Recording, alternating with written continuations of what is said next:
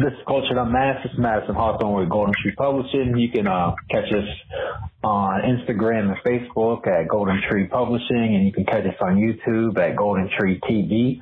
Newman, you want to go ahead and introduce yourself? Yeah. Just piggyback off of that. This is Chris Newman. You can find me on Instagram at Chris Newman 216. And then I'll pass it off to Ray.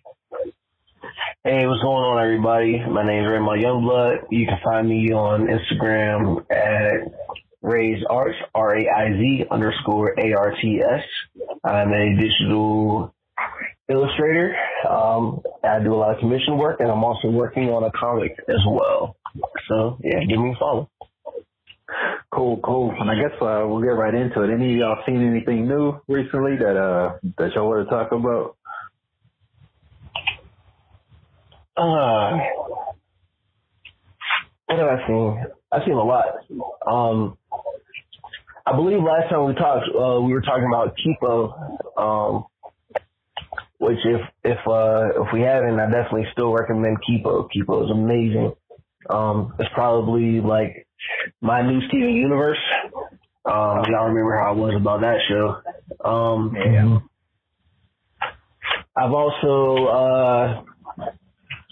I've been really watching a lot of older anime lately. Since the pandemic started, you can't really go anywhere, and a lot of animations have been on hiatus. So a lot of the older stuff that I tried to find on streaming services I couldn't find, so I found myself spending a lot of money on older collections. I bought Blood Plus, Birdie the Mighty B Code, Cyborg 009. Oh, wow, that's a throwback. Yeah, man. I rewatched Kikaider, but I had that on from a long time ago. And Comic Party. And man, a lot of those shows still hold up really, really well. So I think that's pretty much it as far as animation goes. Cool. Newman? Nice. The only thing I've really watched new, movie-wise or anything is called The Old Guard. Yeah. I've seen that joint. What'd you think? Yeah. I don't even know, man. I don't even think I finished it. I lost interest in it. I lost it. But, so based off of that first watch, I didn't really like it. I would have to definitely go back and check it out because it definitely has some cool little concepts. But right. I don't know. At some point, man, it might have just been that late at night, I just fell off because I didn't like where the story was going, kind of. You know what I was saying? But yeah, I'll definitely have to give it a rewatch just because the concept was kind of cool, man. But I don't know. What do you mean by how the story was going? Like it just didn't the plot didn't catch you, like didn't grab you? Yeah, and I'll say, I don't know if people caught it or not. Did you both watch it? No, not yet. I didn't finish it. I mean, I didn't start it actually. It's on my list because it's based off of a comic, so I wanted to check it out. Oh, okay. Yeah, that's what I heard about it. It just, I don't know, there was something missing in how things was put together. It kind of set it up, like you said, you could keep going on with more comics, more movies. So maybe I got to read the comics to understand it a little bit better. You know what I mean? But it was, the concept was cool, man. It was just, I don't know. It didn't hold me. It didn't have that wild factor to make me like, I want to come back to this. I want to tell people about this. They got to go check it out. But I would have gave it like, I probably would have gave it like a 6.8. Like, okay. It was like out of 10. Like if I was going like on a scale like that, if I was just going on a 1 to 10 scale with no points, I would give it a 7. You know what I mean? Because to me it was watchable, but it's like cliche kind of in that like Yeah. It was basically just like an action movie, but with a superhero element to it. But from a writer's standpoint, I like almost everything they did, but just from like an entertainment standpoint. Yeah, I know what you mean. You know what I mean? Like, I feel like they only had so much that they could work with. Like, I was just thinking, like, Ray, this is not like, these are going to be spoilers. It's not one of those movies that's got like a surprise twist, quite frankly. Okay. like, you know what I mean? But, so I'm not going to ruin it for anybody listening either. But like, for me, like I said, I thought it was, like, I watched the whole thing. I thought it was pretty good. And if they make another one, you know, I'll watch it but it's like, I'll watch it because it's on Netflix. You know what I mean? If they made another one and it went to the theaters, I'd probably just wait. You know what I mean? Like that's how I feel about it. But I feel like it was pretty good, but it was kind of like basically just like an action flick almost. And then they just had some of those superhero elements with it. And like, I think it's tough because there's probably some things that you can do in the comics that you can't do in the movies. And they might have had some trouble translating that. You know what I mean? On the film. So, but but I watched that joint too. I also finally got around to seeing The Hunt. I finally saw it. What did you think? I thought it was good, man. I thought it was good actually, and I liked the ending part. Like that was good. Yeah. Like at the end, that little twist. It's not even like a big twist, but it's like a little twist. So like, it's funny. It made it funny too. Yeah, it right. was funny. I thought they did a good job with it. Oh man, that's what's up. Yeah, that's honestly that's all. I've been watching a lot of. It's not even an old show, but I've been watching the show Goldbergs. I love the show. It's got satire, but it's just so much nostalgic stuff in the show that reminds me about my childhood. So the Goldbergs. Yeah, I swear, I watch it day and night. I don't watch too much TV, man. I tried to watch like an NBA game, the scrimmage. It looked like it was NBA 2K, just the way the court was and the cameras. So. Oh, you talking about the NBA return? Yeah, the bubble, the Orlando bubble. It does. I mean, I guess that goes to show you how much like production value and atmosphere adds to sports. You know what I mean? Oh my God! It's like now it's like you're watching pickup. Like you just went down to LA Fitness. You know what I mean? Like that's kind of what it looked like. Like, oh, who got next? Like you waiting for someone to say that. Yeah. It did have that element to it. How about you, man? What anything else you caught? Nah, not really. Like I said, I finally seen The Hunt. I watched The Old Guard. Almost like Ray said, man. Part of like, cause, he's like, you're in quarantine. I don't watch everything. I guess I did. I started watching just like Friday. And I'm almost finished with it, but I've been off and on. Is the Netflix original Blame? It's like a CGI anime movie. Yeah, I thought it's pronounced Blom, isn't it? Yeah. That's an older manga actually that got adapted to a Netflix series. Yeah, I don't think it's a series. I think they just got it as a movie from what I've seen. I don't know. I didn't see that they had a series for it, but I've been watching that, and it's interesting. I mean, it's not that bad. It's basically like, it's weird. Like when people do like the futuristic movies, it's like, it's another one of the machines took over. We made the artificial intelligence and it took over type of future thing going on. Like, I'm waiting for someone to make a movie where it's in the future and everything's great. Like, when are they gonna die? Like, you know what I mean? Like it's always something wrong. Like, how about when somebody make a movie in the future, everything's awesome? Like, hey man, art imitates life, and the future's looking pretty bleak right now, so I can understand it. I guess that's how, right? It's always the end of the world when, like, everybody that's ever been alive always feels like the world's coming to an end, right? But it always is better. like if you historically, like if you just go back, it was never really better in the past, right? Right. Over the long stretch. Of course, there's like those moments where it's like, I'm glad I wasn't those people during those 7 years. Like, you know what I mean? Like, or whatever the case may be. But yeah. Like every future, it's like AI takes over. I'm like, I'm waiting for someone to put a new twist on that thing, man.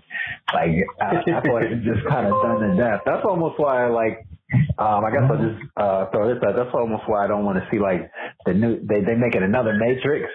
Like I'm just over it. Like, you know what I mean? Like it's done to death. Like there's no need for it. Just make John Wick 4. I'll be good. Like. Not a fan. You already had that talk though. Yeah. Yeah, I'm not a John Wick fan. Sorry. Not sorry. Nah. Nah.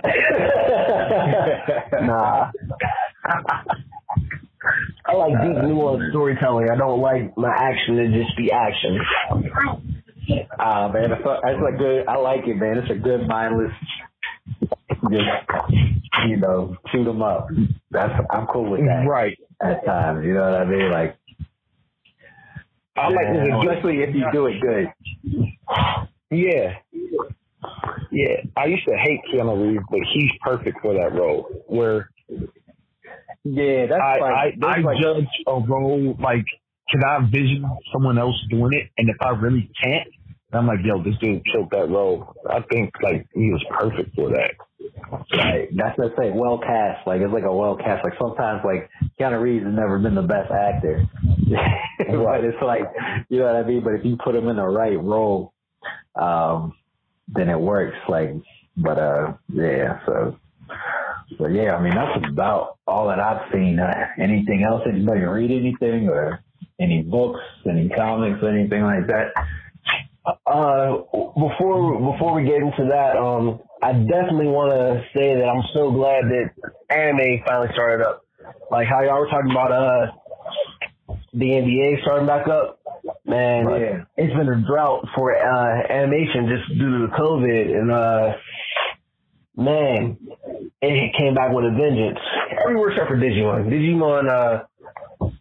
I'm still watching it, but the production quality has significantly gone down. It's like they put all their budget on the first 3 episodes to get people back into watching it, and now it's trash. So the story's good. The story's still good, but everything else is trash. They stopped paying $70,000 a minute. Probably went. That's what you get, man. That's why they charge what they charge out here. You want that? You want $5 million episodes, not the $500,000 episodes. I'm telling you, man. Look, I've never been excited for a Digimon fight in my entire life, as much as I love the series. But then those first 3 episodes came, and I was like, oh, man. The opening, there's this Digimon named Bergermon, right? You guys, y'all know who she is? Nah. She's a giant phoenix Digimon. Well, in the opening, like, her animation is so fluid. Like, she goes from this, like, spiral of fire energy up into, like, her, like, full form with her wings out, and she throws fire. It's called Meteor Wing. Man, so I was super excited to see it in the anime. They do the thing where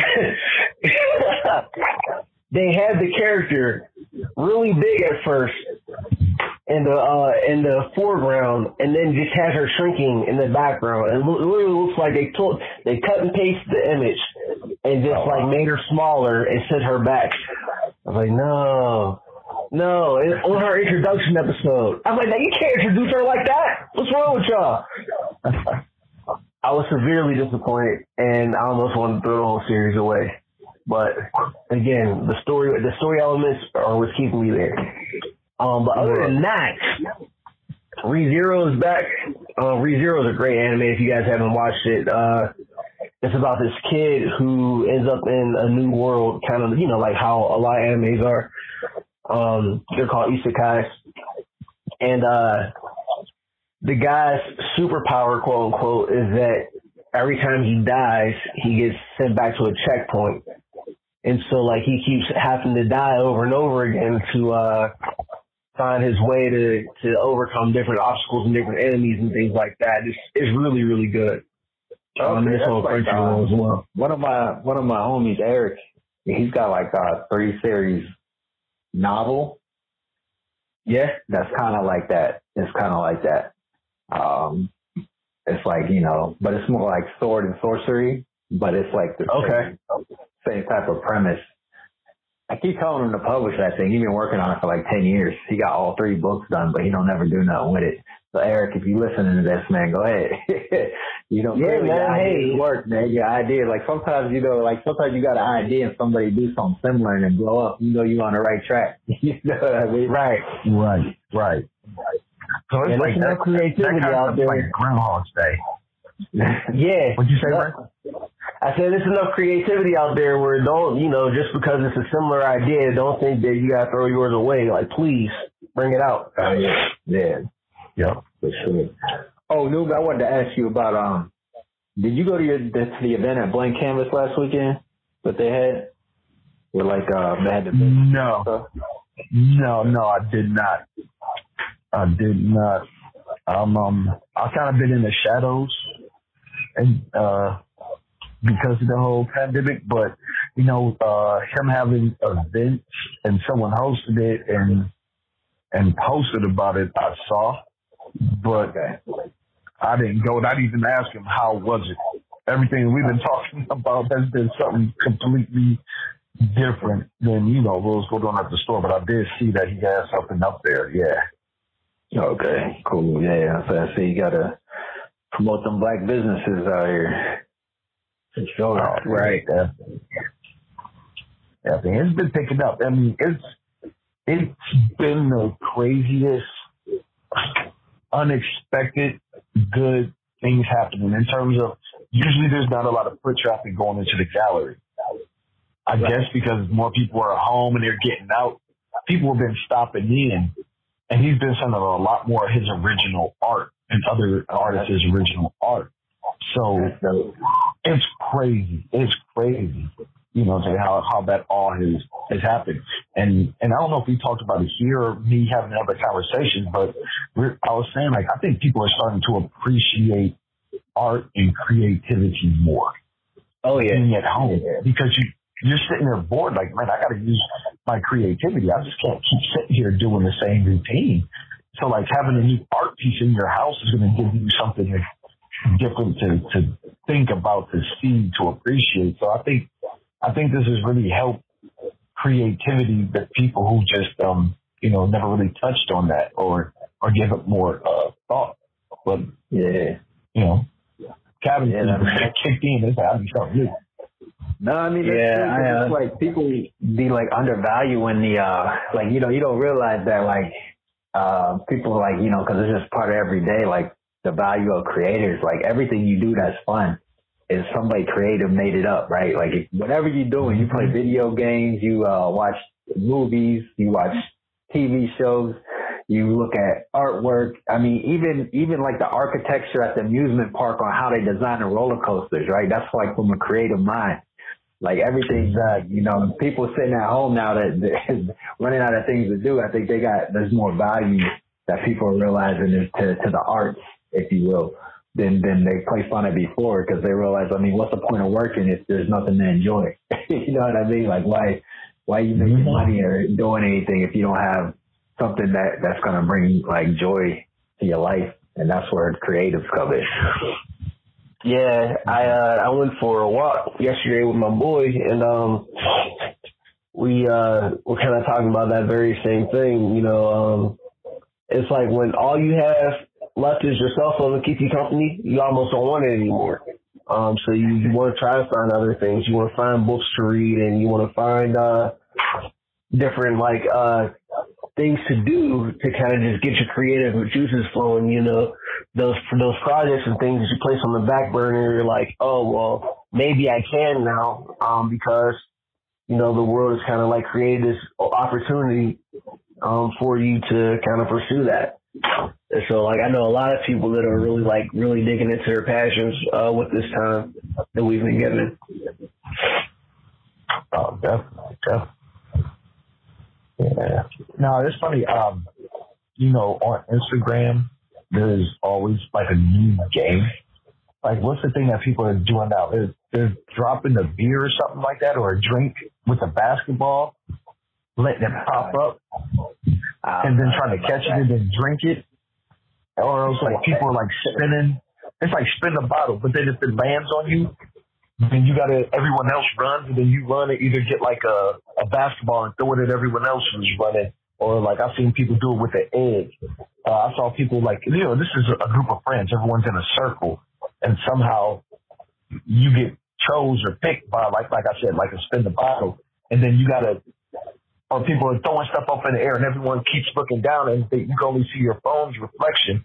And then it's going to come down and either hit somebody or miss somebody. But it's that, as dumb as that stuff is, it's people tapping into their creativity. And it's getting people together and it's making people do things that are different, but entertaining to themselves and others at times. So that's it, you know, cool. I'm reading this Crescent City Monsters comic by Newton Leela Voice and Giancarlo Benoff. It's zombie apocalypse type story, and it's really good. It's by a black artist. My brother actually got it for me for my birthday, so I've been checking them out. I got the first 3 of those, and yeah, it's good. Really, really good stuff. I've been waiting for stuff to come out, but like I've been like sitting here waiting for this Berserk Volume 41 to come out, but it's looking like who knows when they're gonna put it out. Like it might not be out till next year. Yeah, kind of annoying, but whatever. But yeah, that's about it. The only other thing I guess we could kind of just segue into that Tezuka contest a little bit is reading through some of the stuff on there. There's definitely some things I like. And like, I think that, people should take a look, especially if you're a creator, and just see what other people are doing as far as like, not just like their comic and their work, but like, their platforms and things like that. You know, I think it's a good time to take a look and see like what people are doing, and even like networking and stuff like that for people to reach out. Like if you're trying to do something, and you know, you're trying to build a network, then a lot of people got that, can look on there, and you can, if you like somebody, you know, reach out to them. That's one of the things that I would say. But, like, I also noticed, I don't know if you noticed, Ray, but I was looking like, I don't know, like I said, I wasn't even planning on entering or anything like that, but my artist ended up wanting to put through something we did a while ago that we never really used into it. But I noticed that, like, I guess on this media, is it Medibang? Yeah. Is that the site, Medibang? Yep. I didn't even know like this was really like a site like that. Like when we ran over different sites to put stuff in, until this contest came up, I didn't really know that was a thing. But it looks like some people have had stuff up on here for like a couple years, and then I guess they just submitted to this contest now. Like that's one of the things that I noticed where like you could see like the date somebody posted something. And some stuff was posted like 2 years ago. So I guess they just entered it into the contest. Yeah, I mean, that's one of the rules. You can take like stuff that you've entered in other things and resubmit it for this contest. Oh, that's cool. Yeah. So that's a chance. Even if you sent it somewhere else, you can definitely resubmit it. Or if you put it on the Medibang site, you can submit it there as well. Okay. Yeah, so I didn't even know really any of that. I didn't really look into it. But I was definitely reading through some things like, And I guess like I just want to talk about like some of the stuff that like kind of just almost like a long shout out to like just talk about some of the creators on there. Like I guess like one of the things that I thought was dope is somebody submitted something. It's called like Ethereum. Okay. And the dude's name was like Ivan Morano. But it's like about like a gnome basically, and like, but it was pretty dope because the dude had like all these like little like I guess he had like these magic daggers, and they had like these different modes that he could activate. Where like he would like like it's stealth mode and and it's pretty funny. Like he had like loot mode for when he's stealing stuff, and it like creates like a big pocket for him to like take a bunch of stuff, But like, I just kind of wanted to talk about like some of the things that I was reading that I felt like really dope. And it's just interesting, like, to see like kind of what people are doing. And I noticed like that is like a one shot, but some people are posting like, chapters to their series, which is what I was talking about earlier, where it's like, even if you don't necessarily win the contest, you can still post something and just let people read it. And if they enjoy it, they'll kind of seek you out like for the rest of it on your other platforms or wherever it is you're posting it, which is like one of the things like I was like trying to encourage, I guess, people to do on some of our previous podcasts with this was like, just put something up there. Like even if it's like you don't win, you can still get a lot of eyeballs on your work, and let people know who you are. Is there anything you read on there that like stood out to you that you like? Right. Yeah. There's this one I read. It's called Starlight Lost. So let me see who the creator is. The creator is Studio Q. And yeah, man, it's the artwork's really well done. It reminds me of like a mixture of Attack on Titan and Bleach. But yeah, really, really good work. There are a lot of pages on there where it tells a story and there's no dialogue. Like there was a page where the main character's mother is sick, and so instead of just saying that she's sick, her son runs out into the woods, and she's alone in the room. She starts to cough, and you just see blood, and she's crying. And I thought that was a really, really powerful scene because, like it shows that you really don't have to spell out everything with just words. Like dialogue is a lot, but silence is powerful sometimes as well. It was really, really well done. Yeah. But it does seem like the only, I guess, like critique that I would have is that it doesn't feel like a one shot. It feels like a first chapter, which again isn't a bad thing. And a lot of these submissions that I'm reading, they feel more so like first chapters instead of one shots. Which like is good. But you don't get to know like the world or like the characters with the slow burn perspective that these guys are going through. But these guys are working really, really hard, and I'm working hard as well. But man, like it's really turned into a big thing. That actually reminded me of something that's not even on there that I guess I'll just mention since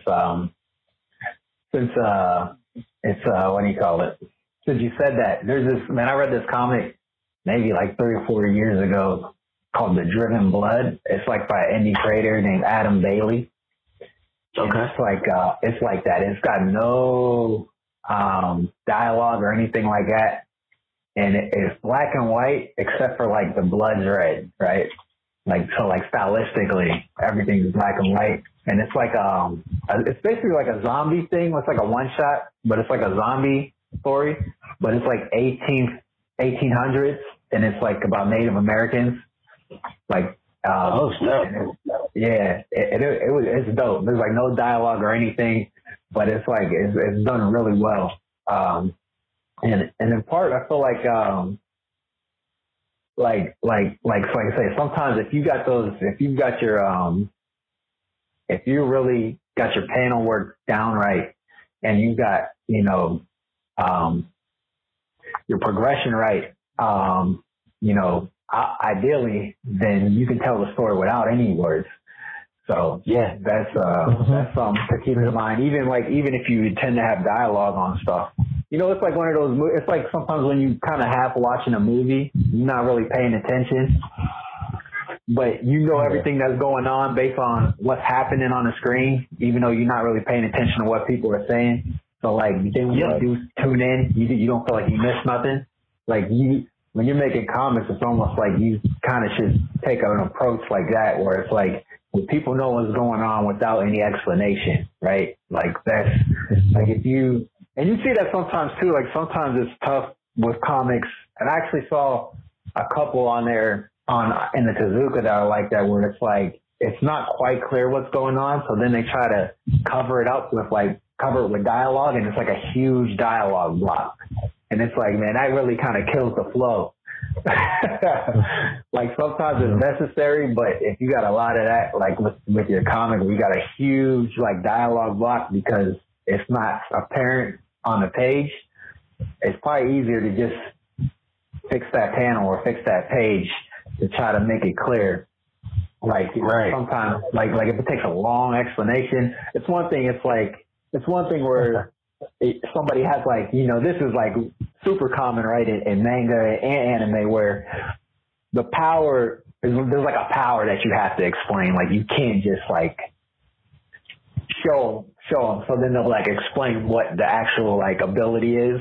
Like that's one thing versus like having something where it's like now I'm gonna write 300 words to tell you what's going on. like it's a comic book, not a novel. So I mean that's something that I think people should think about too when they go and stuff like that.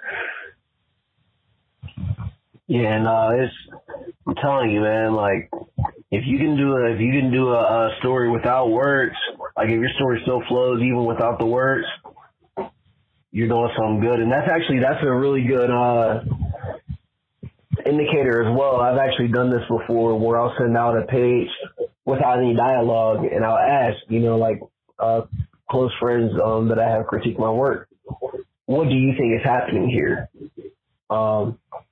And if it's clear, cool, then I proceed. If it's not, then I definitely go back and make edits. And the reason why is because you do want to make sure that you're not telling the screenplay, but you're actually telling a comic. And your action scenes are fluid, and your emotional scenes are fluid. I will say that Starlight Lost definitely encouraged me to think of creating more emotionally heavy scenes, because I think like a lot of people, like we hop in the shonen and we think action scenes and fight scenes, but there are some really gripping emotional storytelling mechanics that go behind shonen as well. Like I know a lot of people who get emotional over One Piece, especially like when certain characters have died. I'm not going to put them on blast because even though these are year-long spoilers, you still don't know where people are at. And so, like with Dragon Ball, there's not like a whole lot of emotional weight, but there are pages and pages of just fight, like the fight scene, and it's beautifully fluid. Like it's really, really well done. And I feel like, like sometimes, like I'm reading Dragon Ball Super right now, and there was a part where Vegeta wanted to go kick somebody, but like the flow of the page, the way that the artist communicated what was going on, Toyotaro, I knew how it was going to go, and it didn't feel predictable, but it felt really satisfying because he knew anatomy so well, and he knew like fighting mechanics so well that you could tell exactly how the attack was going to go, and it just like it's breathtaking stuff. Yeah, Newman, would you say that's kind of like the same too then? I mean, I guess while we're talking about that, like for like children's books and stuff, right? Because it's like, with children's books, you got like, it's usually like a big picture page and then like a shorter, part of the story, right? It's like only 2 or 3 sentences, right? Because kids' attention. Yeah. They're not gonna sit down and listen to somebody read The Lord of the Rings, right? Like, you know what I mean? So like when you read children's books, they like always have those big pictures that like kind of say what's going on. Like, right. Yeah, and like you were saying, I was even thinking about that with my own book. Does what you're trying to say, can it not be said? Like you said, with the pictures, like the person's facial expression, is it like panning in if there's something in their hand, or it's like, is there something in a tree, and you know that, why are they looking at this tree? You know, is it going to, like you said, flow into the next page? Does it make sense whether the words are there or not? Can you, if there's no words, can you paint a story from that? And is it on the same track of what you would have written? So, yeah, I'm just thinking about that in my book and going through it in my mind. Like, it does to me, but I don't know if it does to someone else. You know what I mean? Yeah. Maybe I should add something. Like you said, with the Dragon Ball, you know what type of kick is going to come. You know, if his arm is cocked back, that a punch is going to come. But then he might follow it up with a knee to the jaw, because you can just tell how the body's contorted. So it seems like he did a great job, or that artist or those artists did a great job at, painting that description, or not painting that description, but, writing that to tell the story without the words. And yeah, children's books should definitely have that too. Word. But yeah, that's like, we just kind of went down a bit of a rabbit hole when you brought that up, Ray. But it's good because that's like really important too. We never really talked about it, like just having that full description. But I guess like one of the other things that I read that was submitted for that Tezuka was this joint Shadowborn. The artwork was like super dope. The story was okay, but the artwork was dope. But one of the things, like I said, is like you're looking at in many ways I was kind of like reading stuff and looking at the whole totality. I guess this person, like, it's a part of the series, but they've got like a whole like team, and they like kind of run their own shonen style like manga where they've got like 5 or 6 stories that they publish together from different creators to put out like their own shonen style manga. They call it Plus Manga. So I would encourage people to check that out. I think it's a dope idea for kind of what they did is and then it's kind of like they did like a flip book, right? Because some of their comics read right to left and some read left to right. So like in the middle, so like in the middle it flips. So like if you can start either way on the book, and then it flips so that like it's like almost like a double-sided read.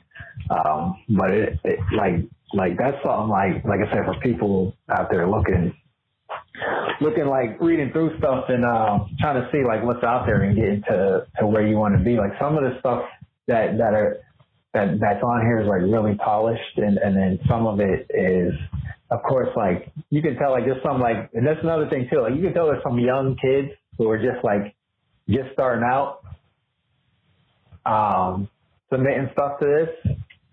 Right. It's like, why not, right? Like this stuff's probably not going to win or anything like that, but it's like if you've got something that you want to put out there, put it out there. Especially, at the end of the day, a good story is a good story. So sometimes if the story is really great, then the artwork doesn't need to be that polished. You know what I mean? Like to to put it out there. But then it's also too, like, I mean, why not put something out there and get some feedback, especially if you're just getting started. You know, for all those people who like hold on to it because they maybe might be scared of feedback, or like they feel like they're maybe not ready. But it's like, then how do you know when you're ready if nobody gets to see it and tell you what they think about it? You know what I mean? Like, right. So like there's that. Like, I mean, the entries for this contest, like, they run like all over. You can tell it's like some super amateur stuff, and then there's some like really polished stuff. That and basically everything in between. So it's interesting to see like how many. And then, like, I don't know if you took a look at the different countries, right? No, actually, I did not pay attention to that at all. Oh, no, yeah, you can change, like, you can go to different countries. So, like, I was checking out some of the Spanish stuff, and there's some super dope stuff. I just don't know what it says. But, like, I'm looking at the artwork and things, and I'm like, oh, this is tight. But, some of the stuff, it's like, I don't know. I don't know what, you don't want to what say the dialogue's saying. Yeah, I don't know what they're saying, but I know the artist is pretty tight. Like, I think there's one that's like Dymo or something like that. But like whoever the artist is on that, they killed it, man. It's pretty sick. I think, and you can tell too. Like, some people are doing all digital, and some people are doing a mix, and some people are doing pencil, you know, to paper stuff. So yeah. Like, it's like a good mix of like different I guess techniques and things like that for what they submitted. But yeah, Bray, I would say take a look at some of the other stuff too, for like all the different languages they have. Yeah, I'm definitely gonna check that out. Yeah, I didn't make it all the way to the I really looked through the Spanish and the Korean stuff. So I got to get to the Chinese stuff later. But was there anything else you seen that stood out on there? Yeah, there's another one that's called Fallen Angel. Really, really well done artwork. Did you read that one? So yeah, that's what I said, that Shadowborn. That Fallen Angel is part of their manga thing, right? So like they're together on the Plus manga. So like those stories come together. Those stories come together on their main website, as part of like the 6 or 7 different stories they have in their manga. Those two things are together. Okay, yeah, man. The artwork on Fallen Angel is really, really well done, especially the backgrounds. Like, you can definitely tell that the artist knows that, you know, the backgrounds are just as important as everything else. The only thing about that one is it's not a one-shot, which makes sense if it's already part of an anthology series and they're just trying to make sure they get their name out there. But, yeah, no, I thought that it's really, really well-done work. And I'm excited to see what they end up doing with that particular series in the future. I'll definitely have to check out this Plus Manga thing. Yeah, you should check it out. I think it's like plusmanga.net or something like that. They got a website. Like, I was looking into it because I felt like what they were doing was pretty tight. But yeah. How far along are you on with yours? I am 7 pages in. Okay. And artwork? Yeah. So I'm hoping to be able to start sending out little 10-page samples in a few days or so. But at this rate, I really do believe that I'll be able to finish before the September 20th deadline. I didn't like the cover. I thought it was the 20th. Let me look at that now. I think it's the first. Just FYI. Let me see. Contest details. 2020. But it's first 2020. Japan time. Yeah, you are right. Yeah, you are right. So, okay. That's fine. That's fine. No pressure at all. I'll finish it.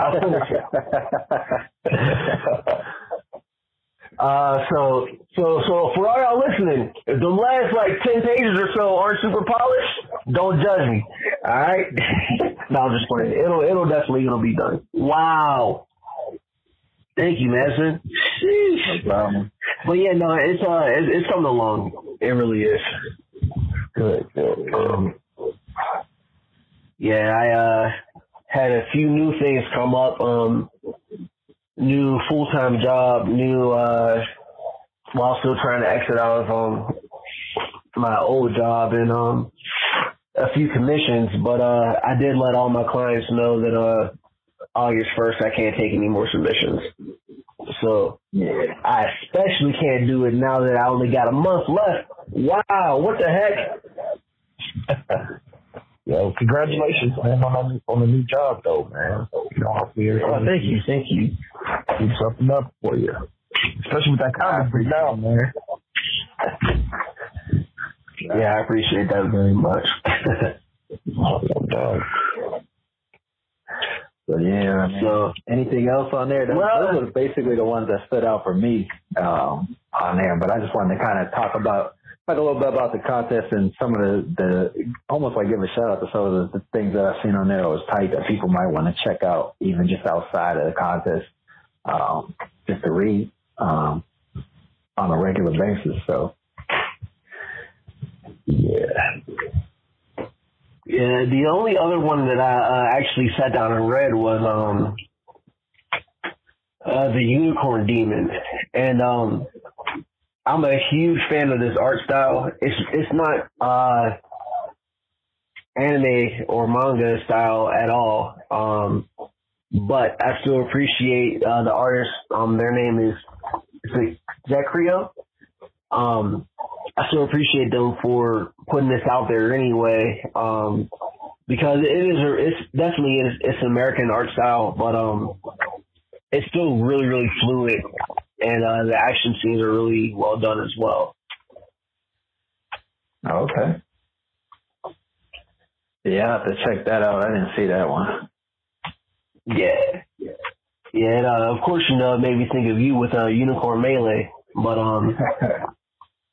just from the title, it's nothing like Unicorn Melee at all.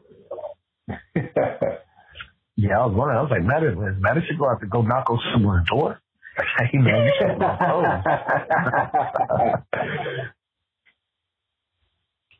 But yeah, no, it's there's a lot of really great talent on this for this contest. Cool. Any shout outs? You said any shout outs? Yeah. All right, go ahead, Newman. You can go first, brother. Yeah, there's a cat I caught on Instagram, and I'm not sure if he's on YouTube or anything else, but his I guess you call it the app is a Greek Town Hotbox.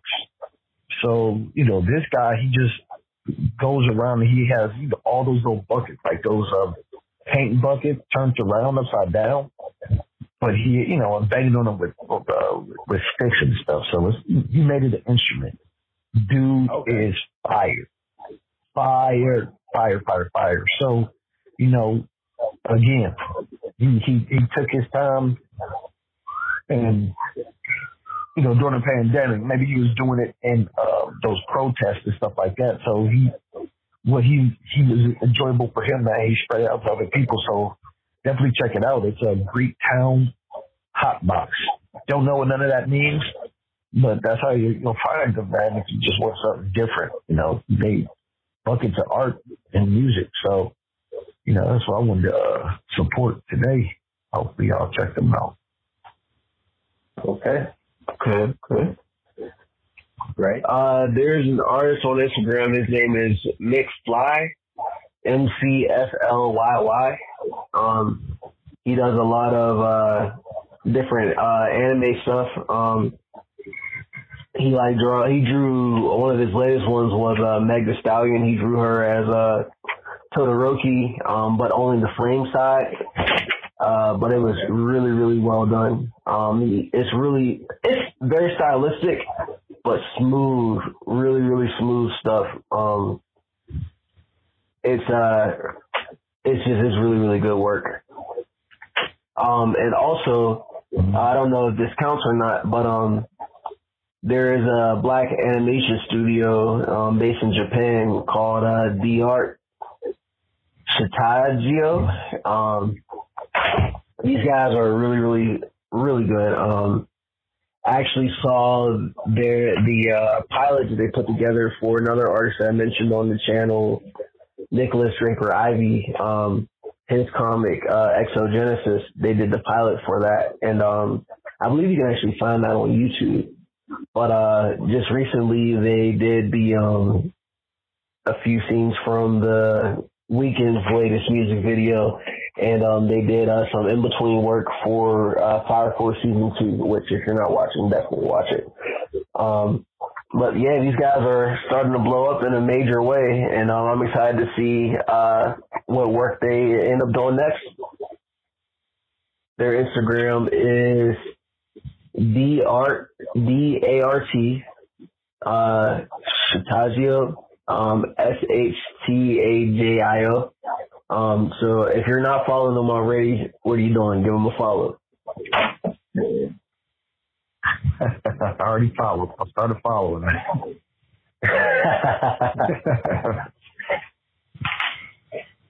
Yeah, and I guess I'm gonna just give my shout out's gonna go to Alta Bay Studios. So it's ALTABESTUDIO.com, and it's basically just a team of indie artists. It's founded by this lady Mei Xing. She's got like 2 mangas out. One's called E-Death Angel, and the other one's called Two Masters. And she's been like, E-Death Angel like a 10-year series that she's been working on. And if you want to look at like progression, like you can see like when she first started, she was real young, and she colored everything in with pencils and stuff. So it's like if you read the first chapters, it's like pen and paper colored in with colored pencils and stuff like that, all the way to like the last. I think she ended it like maybe a year or 2 ago, but you can see like the progression, right? It's kind of like, it's pretty cool because like most people like don't stick with something that long, especially if they're not like getting tons of money for it. So if you're kind of like getting started and you want to see like, if you're kind of getting started, this is like, it's almost like she's got like a timeline of like how she's progressed based on the fact that she did this series for so long, and she like didn't go back and like redo the first chapters or anything like that. So like that's definitely something to check out, and you can check her out on DeviantArt. If you just type in Mei Xing, M-A-Y-S-H-I-N-G, but then also she's got like a whole team of people at that Alta Bay Studio, like working together and making like e-games and stuff like that. So check them out. But I guess with that, Ray, you want to tell people where they can find you at again? Yeah, you can find me on Instagram at Ray's Arts, RAIZ_ARTS. Newman? You can find me on all social platforms, which is only Instagram at Chris Newman 216. And again, this is Madison Hawthorne with Golden Tree Publishing. Golden Tree Publishing on Instagram and Facebook. It's Golden Tree TV on YouTube. And then website coming soon. So when I get that up, I'll give you the URL. But that's it, man. Have a good day.